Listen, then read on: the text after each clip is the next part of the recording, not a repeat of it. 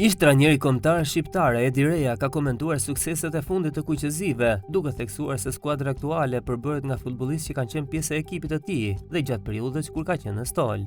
Në një intervistë të dhënë së fundmi për Klan News, trajneri italian u shpreh se lojtarët e Shqipërisë kanë fituar pikuri dhe janë në kulmin e formës së tyre, por nuk janë një brezëri siç është përmendur shpesh. Janë të gjithë djem që unë i njoh dhe tani kanë arritur pikuri. Kjo skuadër mund të japë shumë kënaqësi Shqipërisë. Uroj me gjithë zemër që të shkojnë në botror. Ai reagoi me habi ndaj komenteve se trajneri aktual Silvinho ka si futbollist të rinë kombëtare.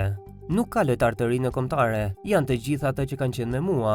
Asani ishte zbulimi i kohës sime, gjithashtu dhe Hoxha e Sheu, të cilët atëherë ishin ande shumë të rinj. Kam nxjerr rreth 50 lojtarë gjatë kohës te Shqipëria, ndaj më duket e çuditshme që të thuhet ndryshe.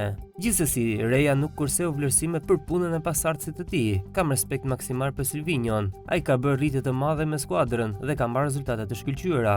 Por duhet të jemi të qartë, ajo skuadër që fitoi në Serbi është me lojtarë që kanë qenë me mua, deklaroi strategu italian.